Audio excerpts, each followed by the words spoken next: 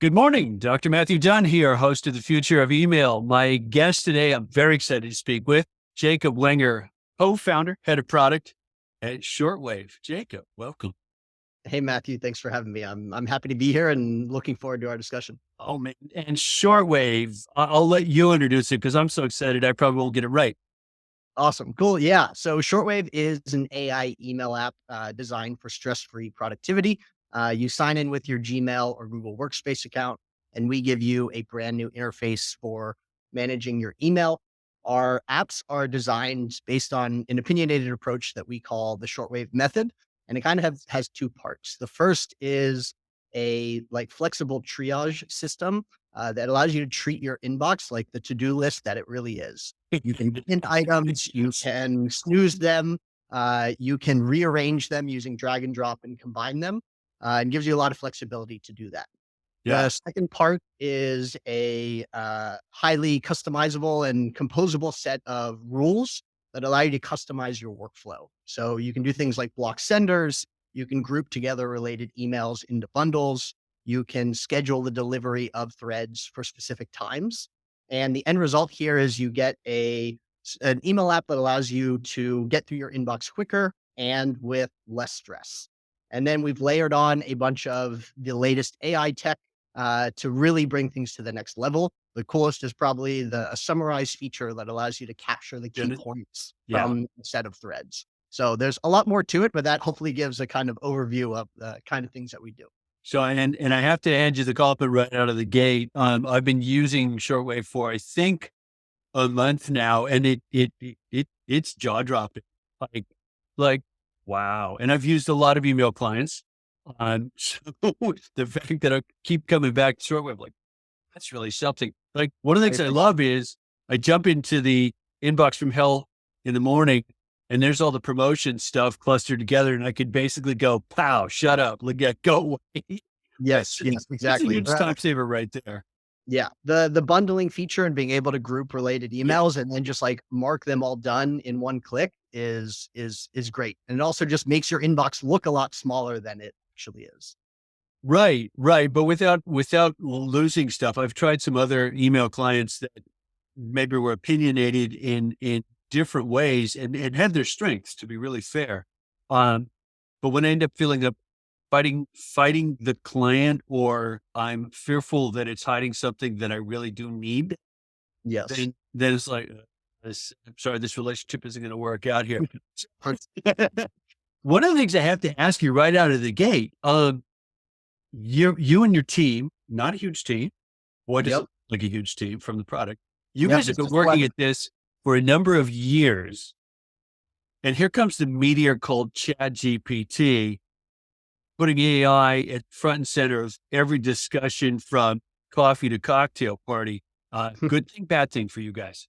I think it honestly is a great thing for us. I Yeah. think we are actually really well positioned to take advantage of this moment. So I Agreed. think Chat GPT and the generally the wave in AI that is Mhm. based on all this text, I think is email is a perfect fit for it because your email archive has probably the largest set of writing and knowledge base of any app that you use. And so as an email client, we are able to use all of this data and surface it in really interesting ways now using this new technology.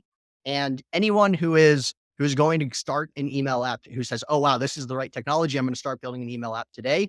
What they're going to find is it's going to take several years to get to the point where we are. And this was something we learned the hard way. Even though we knew looking at other competitors who had tried this before, it took them 3, 4, 5 years to get to market. There is just such a wide surface area for email applications, and the bar is so high that it just takes a long time to actually build the fundamentals. And we feel like we have a really solid foundation, and now can layer on the new AI stuff and really take things to the next level. So unpack some of the pieces of that. I'm not surprised by what you said, but I play in somewhat the same sandbox and have some years in email. I know what a complicated sucker it is. Why is it so hard? Why so many years just to get to start? Yeah, I think their email is one of those apps where lots of applications, email clients like Gmail as an example, take the approach of we're going to give you a bunch of features and then you can build your own workflow on top of that. And you see this in the way that the app is designed. Yeah. They have six different versions of the inbox and they have a ton of different label features. And combining those in different ways, everyone ends up with their own ad hoc system that they develop themselves.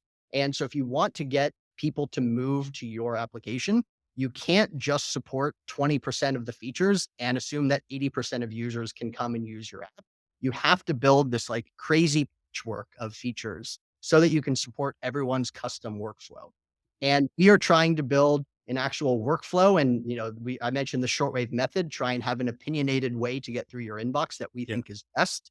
And as opposed to just building a bunch of features, but we still need all of the features that you have in these Yeah, other email right, products. right, right. So you've got to build you got to build two products, so to speak, or two architectures, and then get them to merge in a usable, Y usable, comprehensible Yes, exactly. set of controls. Uh, there's one other piece of this, which is, email is a very old protocol, and there are a lot of dragons hidden in just, like, taking an email and displaying it well. Yes. And it took a lot of effort from us, and in the early days, I would go to, like, open up my inbox, and I'd get through 2 emails, and I'd see an email that was just busted, an HTML email that maybe displayed poorly, log a bug, and then get back to my inbox. 2 emails later, another thing that's screwed up, someone's signature isn't showing up. And just getting to a point where you can reliably see emails in a way that displays them as nicely as Gmail, it takes a lot of effort. Yeah. Okay. Well, you stole my thunder. I was gonna say grafting on top of such a relatively old and kind of patchwork architecture, right? I mean, Yes, there are key protocols involved in email that are well over 20 years old. yes, You had to work with them. yes, for sure. And I There's no think way around them. yeah, exactly. There's no way around them, and I think the backwards compatibility and being able to work for any email service out there is like a critical aspect of, the federated nature of email and is really important towards like our long-term mission to be able to create like a common communication platform that is decentralized and secure and not owned by any central organization. Oh, bless you. I love that. I love to hear that.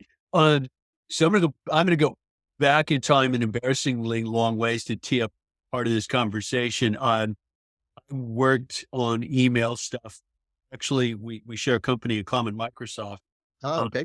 in my case, it was the '90s, early days, like LAN email, pre-internet, and was involved at a few different points in companies changing email systems, and the emotional attachment that people have to their email, even back then, was unbelievable. Like the level of upset when you change someone's inbox experience or what it looks like when they're starting, you're like, dang, this is counseling, not technology. It's Yeah, it's surprisingly personal. for sure. You had to work with that, right? Yes, definitely. I notice this talking to users every day, and it is. I think it makes sense to me in the sense that there are people who spend hours and hours of their day, both in their work life and in their personal life, on email. Yeah. And it's not surprising to me that people have such a strong attachment to this app that they use and is so critical to communicating with people and getting their work done.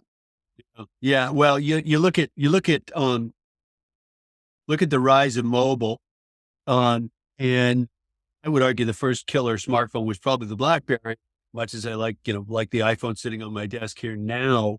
But what was the killer after the BlackBerry? No question, email. Mhm. Right?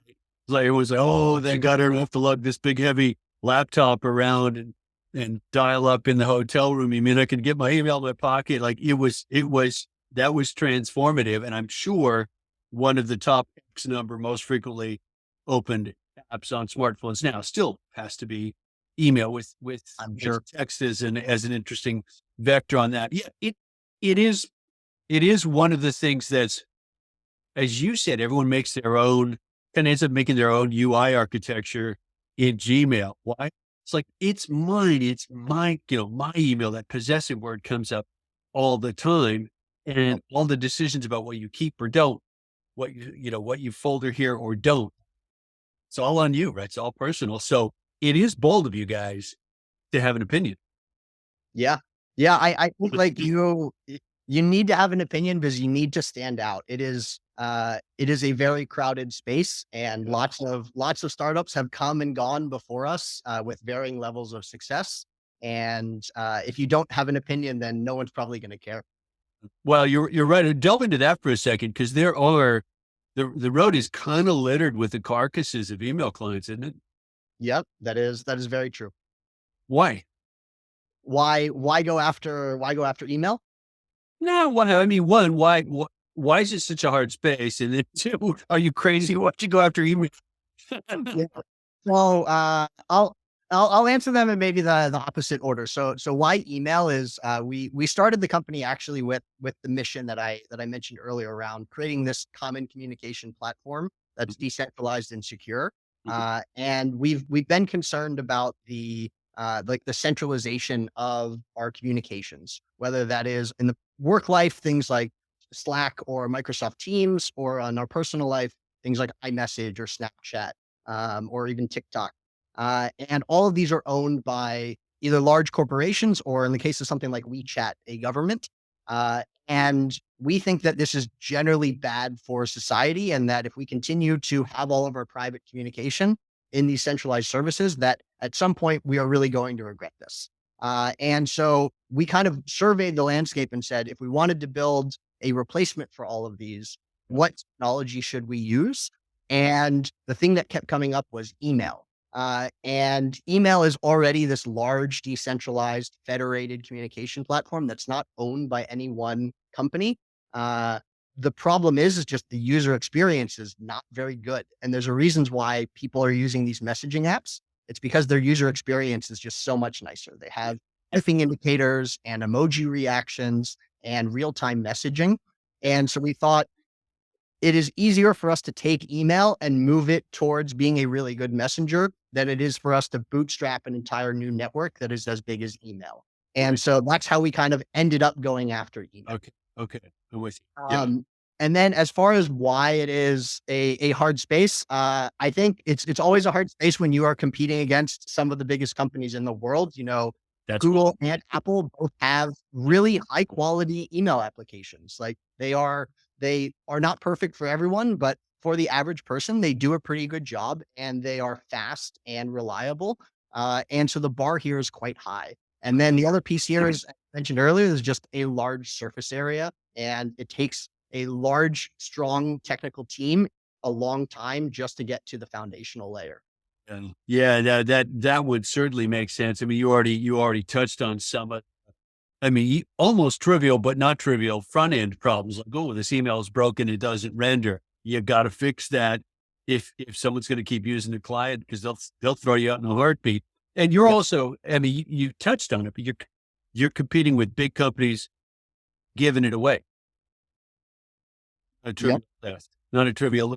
Go back to, I love everything you just said about the why of starting this, because I've said much the same things myself about why I really dig the email space. Like, no one owns it. That's a Mhm. big deal. It's better for all of us that no one owns it. But you had to make a judgment call against that goal and pick an inbox to start with, and you picked Gmail. There Yes. had to have been some long discussions. It definitely did, and this was a decision we made very early on at the company. Yeah, One option we thought about was being our own provider and going the route of something like Hey. Uh, yeah, and this has its benefits. It does have allows us to kind of more control the privacy and security. yeah, We're not relying on another company to provide some of our service. But it also has a downside, which is it's really hard for people to get switch email clients. It's even harder for them to switch email accounts. yes, yes, Completely start from scratch and with a brand new account and not be able to bring their existing emails is something that we thought would just make it too hard to kind of get the company bootstrapped. And so we decided to build off of Gmail. Long term, we want to support a lot of other providers Oh, and still really? Interesting. be Yeah. our own provider, allow you to self-host it like you can something like Microsoft Exchange. Mhm. But those are kind of years out still for us. Yeah. Well, let's delve into the Gmail thing a bit, and one of these days I'll get someone from a Gmail team on here because I've been kicking them in the shins so hard that maybe they'll pay attention. Like I have a couple different G Suite accounts. I use that client as well. It's not that I'm not a fan on a bunch of levels, but something like 60+% of inboxes are with one company. And it bugs the bejeepers out of me to see that for the reasons that you already cited. It's like, wait a minute, hang on a second. Too much centralization is bothersome to see. And Yes, totally agree. yeah, and to Gmail's to Google's I don't know if it's to their credit or there's a longer game I'm not seeing, which is probably the case as well. But touch on email in the 15 years or so that Gmail's been around, lighter than everyone expected at first. Like there were concerns about, blue links at the top of your email that you didn't ask for. It hasn't happened, right? Unwanted ads showing up inside the message body hasn't happened. They played a pretty straight up game as far as standard support with AMP for email, longer discussion. Some people say they're extending the standard. Some people say it's a bad idea, me among them. But they're playing in the email pool. They haven't sort of taken the ball away despite having 66% of the field and said it's our game now. But they do keep gaining market share of inboxes. And I keep watching that going because I worked at a monopolist. You did too. Mhm. Back when it really was a monopoly. And I don't like monopolies, even though I got to benefit from being part of one. Dang it. I think competition's a healthier thing. And where do you see it going? Where do you see the inbox control going? Yeah. So let me actually start a little further back. So I think the reason Gmail was so innovative when they came out is the fact that they actually offered a bunch of really cool features with their initial version back in, I don't know, 2004 when they Yeah. initially Yeah. came out. They gave you a larger archive so you could store a lot more. Yep. They gave you the ability to like thread messages together, which was like revolutionary at the time, and I Mhm. can't even imagine using email without it now. Right. And they also gave just like a faster interface that was using the latest JavaScript and web tech. And so they really came out with a bang and really impressed people. And over time, they just like have not really innovated from that space. And the email of 2004, it looks a little bit different today, but the fundamentals are still exact. Fundamentals are still the same. Yes, that's true. It's very true. And the biggest thing they've done is introduce Google Inbox, 5, I guess longer than that, 7, 8 years ago, and then killed it a few years after that. And that was really, them designing Inbox from if email was made from a mobile first perspective. And I think they got a lot of things right in there.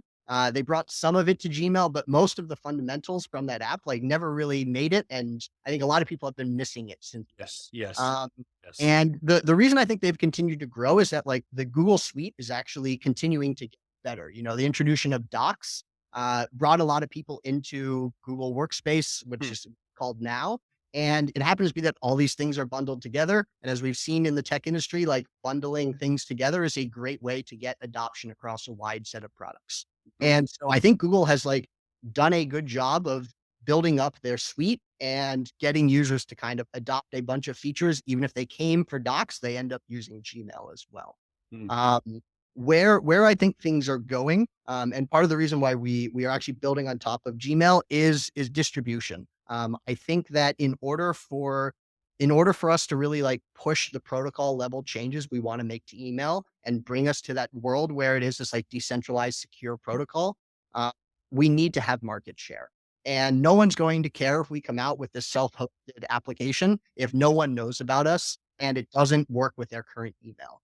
And so our strategy is we want to try and make as big a splash as we can, try and gain as much market share, gain as many people using our application, and then use that size to actually drive innovation in the space. Otherwise, we're just going to kind of be crowded out by these larger players. Uh, uh. Wow, bold of you to actually say it so clearly on, and I think there's a whole bunch of, you're more qualified than I am to talk about it, but I think there's a whole bunch of sense strategically to what you just laid out. And I actually think this spontaneous moment of GPT is really going to play to your favor I think so. because I think that Gmail looks stodgy this now. is a moment.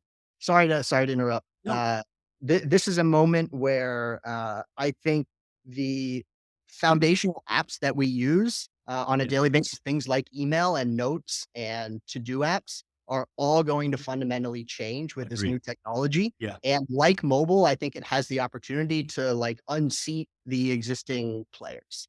yeah, yeah. Unseat and existing players, with a notable exception at this particular moment, existing players don't typically move as fast as startups. The asterisk there, you work there, I work there. I got to take my head off to the boys in Redmond. Holy free holies, are they moving Yeah, fast on the AI stuff? for sure. Oh, Yeah. like, wait a minute, you have what all across office? This just happened yesterday. How'd you pull that off? Like, and I mean, investment, pre-planning, a whole bunch of other stuff.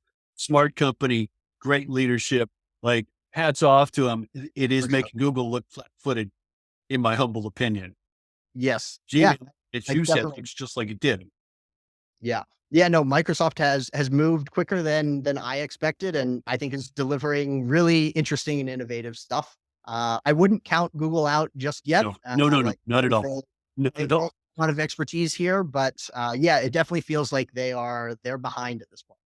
Well, one of the things that it does, it temporarily, and I suspect there's probably some gnashing of teeth because I know Google has a standing investment of, a decade plus in AI. A lot of the things that make Gmail do the magic it does deserves the label AI, but that's not they didn't get the public label, so they're probably going, we were doing this already, right? Yeah, And I wouldn't count them out. Very, very, very smart, very long term thinking company, but you already said it essentially. They have an installed base, and that's a mighty big tail to drag around when you're trying to innovate. You tweak a pixel on Gmail and a billion people are going to squeal at you. You can't just try stuff. It's a scale problem too. So for I'd sure. love to know the cost of running that bad boy. Yeah, yeah, for sure. Cost, and I think also just the the difficulty in getting 1.5 billion people to switch to a new paradigm. Yeah, And we have a much smaller user base, and making fundamental changes to the app can sometimes cause a lot of people to be very upset and tell you how they feel. mhm, And you kind of have to push through that. That's a lot easier when it is a couple thousand people who are complaining versus a right. couple hundred of million people. Yeah, absolutely. And at the scale of company you've got now, you could sit down and have a conversation, make a decision, and go. It doesn't take a committee. Correct. Yep. Which is it's a big, big deal. I want to take this in a slightly different direction, just stay on the AI train for a second. Put Microsoft in the like agility that they're showing aside for a second on some aspects of the most visible AI models kind of inherently require scale and investment, right? Training Chat GPT was $1 billion or something like that. Like, I'm not going to do it. You're not going to do it. But a day later, a month later, a year later, you get to build on top of it or leverage it, which is kind of amazing and kind of magical. And I wonder how the ones that are spending 1 billion to train the models are going to leverage that and recoup it without someone, based on open source or based on, being smarter and more agile at 11 than 100,000 is just going to outmaneuver them like a PT boat around a battleship. What do you think? Yeah, I think likely whatever I will say will be outdated in a month, given how quickly things are Yeah. moving. But No I'll give kidding. you where my mind is now. Yeah. I do think you'll end up seeing multiple layers of providers. So you'll have people like OpenAI or Anthropic or Google who are Sure. building their own large language models and offering like an API that gives you this like amazing technology that understands reasoning and language and all of these really cool things. Then you'll see a second layer where you have specific companies who are training those base models for specific use cases. You'll Yeah. have one that is really good at being a lawyer, one that is really good at being a doctor, Yeah. one that maybe is really good at writing emails.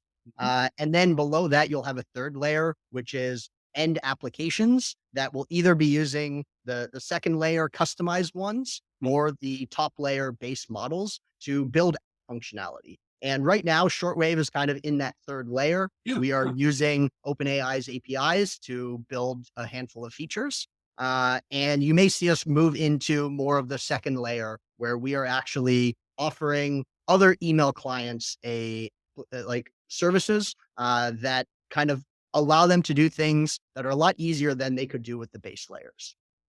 Nicely put. Nicely put. That makes a lot of sort of tech evolutionary sense. And it that structure you described is cognizant of the enabling layer of API driven development that frankly we didn't have 12, 15 years ago. Like Salesforce, just to pull something out of thin air, right? Salesforce trying to pioneer cloud-based SaaS stuff, is starting this from scratch, or doing it with nasty old interop protocols that weren't nearly as easy as APIs. And now that's kind of like that's how the world drives. And OpenAI is obviously playing to that already. Yeah, well put. I I think like your another description. another area where you've seen this is in like cloud computing.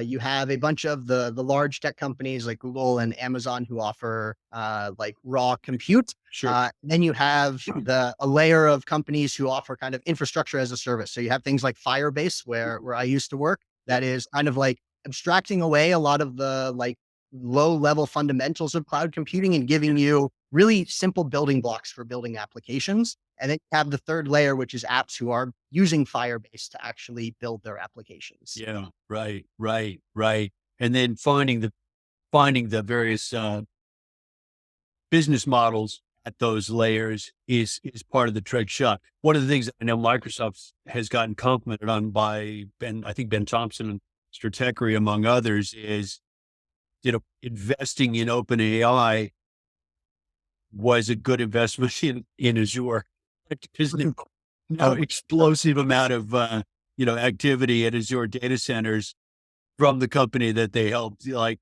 sort of kickstart and kick over at that base layer. And you can only have so many winners at that level zero of the stack you just described, right? There's Yes. only going to be so many.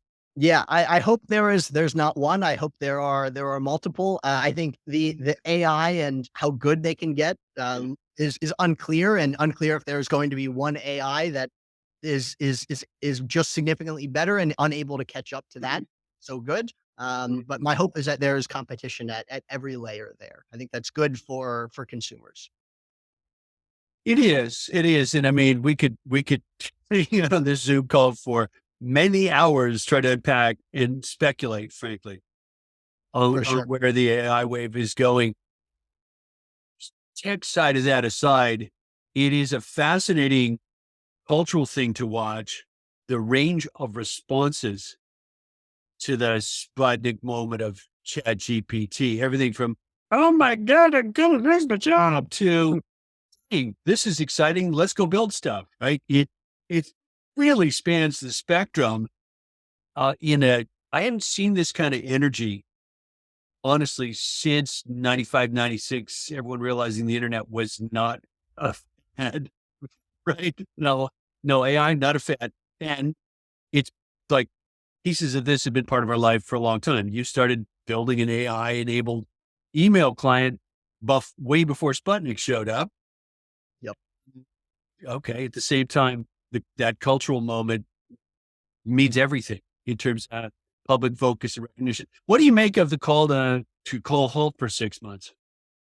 Uh, I I don't think there's any stopping this technology. I don't know how you'd possibly Yeah. enforce a hold like that. And I think that we need to get comfortable with figuring out how we can coexist with this technology, just like any technology advancement before us. Right. And I think like, yes, there's the chance of job replacement, and I'm sure that is going to happen, but there's also lots of opportunity for people to use these tools to make them better at their current job and to learn new things. One of the things I've found super fascinating about just talking with ChatGPT is how well I'm able to take a new concept that I want to learn and use it as a way to kind of tell me what I Yes. need to know. And Yes. even if you don't know, even if it doesn't always give you accurate information, it can Right. help you understand the boundaries of a concept. And then you can go and dive deeper and go to first sources to like Mhm. actually learn the thing you want to learn. Yeah. I've got a family of teachers and educators. And so I keep an eye on that space as well. And there's a pretty good degree of freak out about AI in the world of education. But as a user with a chat with two chat GPT tabs open here all the time, like this is so cool having an on-demand tutor with a very vast knowledge base and doesn't always get it perfect, but I'm not asking him to get it perfect. I'm saying, like, help me get this one thing, and then I'll take it from there, and then I'll come back and ask you again. It's remarkable. It's just Yeah. remarkable.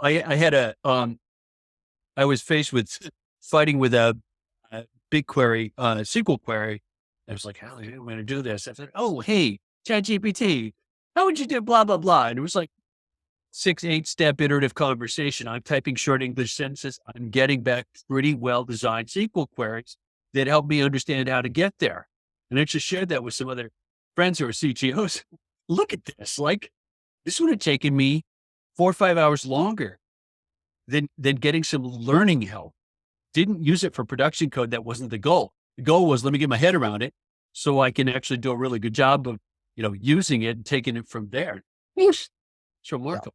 It is very impressive. I have used it for the same purposes, trying to build up SQL queries. And the thing that has me really excited is it's great to do this all in Chat GPT, but what if this can be done in the place where you're writing the SQL query or where Yes. you're writing the Yes. email? And like, Yes. yes, like talking to a chatbot is great, but really bringing this and like productionizing it and putting it in the applications we use is really where I think like the huge productivity gains are going to come. Well, I think one of the cultural impacts of this, I'm trying to pivot this back to talk about shortwave more. One of the cultural impacts is likely to be, look, if you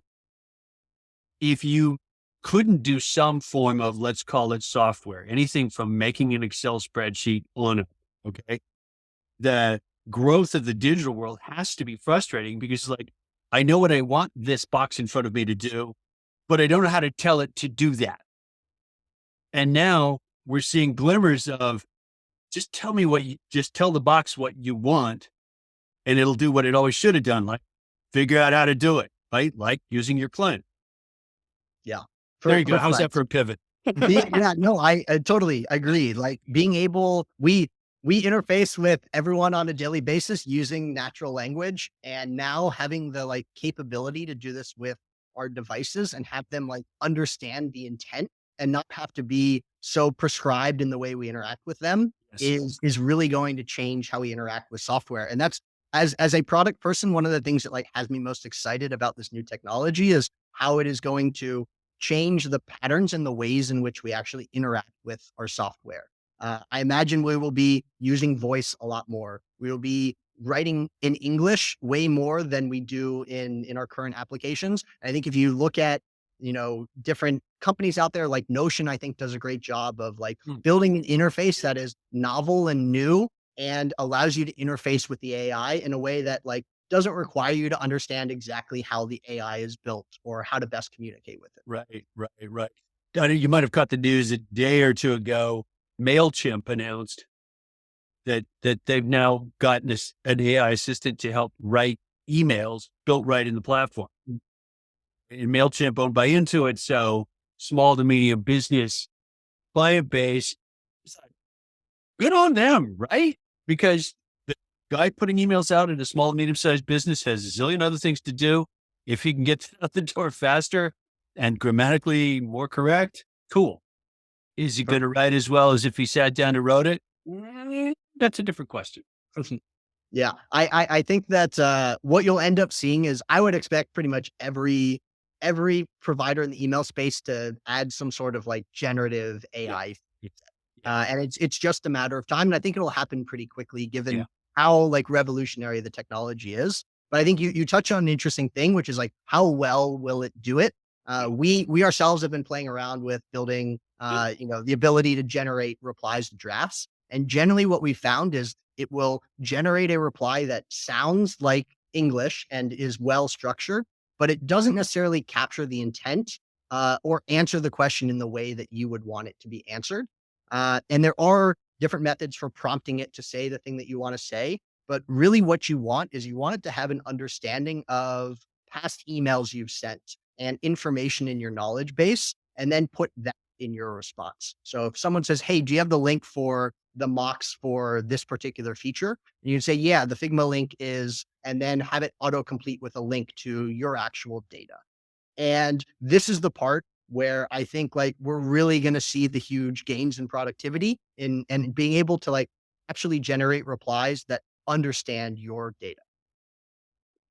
Understand. Yeah. And your data, even more than devices, understand and can harness your data and take the workload out of the stupid workload of doing that Yep. for you. I mean, you guys handle it already. Like I've always thought the reversed email thread was possibly one of the dumbest things we've ever done in civilization. Like I'm supposed to read this from the bottom up and understand what's going on now, right? Right. Can you like pull the pieces out of there and go, yeah, he needs to know about this, and the link is such and such, and the so and so doesn't have Figma permissions or whatever, right? Get all of that contextual stuff so I can focus on actually my reply I have to write. Yeah. Yeah. We're looking at this early moment, I think, of the visible AI revolution. Uh, it's sort of the surface and cosmetic stuff. And I think what you've been chasing for a number of years, it's clear from your comments are sort of more fundamental, structural. What do we actually do when we're getting work done with email more than just writing a couple paragraphs? Yes, for sure. I think we've spent a lot of time trying to understand, like, why are the reasons people are opening their email, and what are they really trying to get done, and how can we guide them on, like, a happy path, even if everyone comes from their own workflow? How can we guide them on a workflow that will, like, allow them to get in and out of their inbox and understand the priority of the things in their inbox? Gotcha. Gotcha. So, parting question, because with the job you guys are tackling, I do not want to chew up a ton of your time. Where would you like to see Shortwave as a company, as a product in, say, a year? I think in a year we're gonna continue making a larger investment in the AI side of things. So I would like to have an email application where you can essentially talk to your inbox and ask it questions in a way that you can talk to ChatGPT. And you can use it to conversationally to draft emails. You can use it to say, "Hey, what is my frequent flyer mile on Delta?" And it'll pull that information from your email archive and just be able to have all your information easily accessible from a natural language interface. So I think what you'll see a larger doubling down on AI features Mhm. and making the most out of this like crazy moment that's happening. Crazy moment indeed. Is the uh, is the competitive demand for expertise with the set of technologies involved going bananas as well? I think one of the cool things about this wave of AI is that people who are not sure don't have an AI background, like I have no AI or ML background, Yeah. are able to kind of use this new technology because it's all just English. Yeah. Like you just interface with it by talking to it. And if you can express yourself clearly and understand how the pieces can play together, Yeah. you actually build these really complicated AI systems without having any understanding of neural nets or the training aspect of it. It's the sort of So layer one, two, three that you were talking about earlier, right? You become a consumer of, user of, without having to build the of. Yes, exactly. And thankfully, our team is a team that has a lot of experience building distributed systems, and we've been able to pick up a lot of the new technologies fairly quickly and figure out how we can best do like build these really like mind blowing experiences. Nice, nice.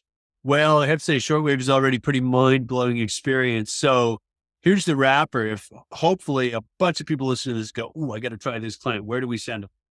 Yeah, so you can go sign up at shortwave.com, like shortwave radio. It's like Shortwave. I love that reference, by the way. I mean, I thought of it when I first saw it, but some of us are old enough to have listened to a shortwave once upon a time. Yep. Not you. If you get to inbox zero in shortwave, you'll get a little allusion to that. So I'll leave that as a teaser. Yeah, a teaser for someone else. Inbox Zero and I haven't seen each other in a long time, but I'll keep trying. Jacob, what a delight to speak with you. Thanks so much for making the time. Thank you for having me on. It was a great conversation.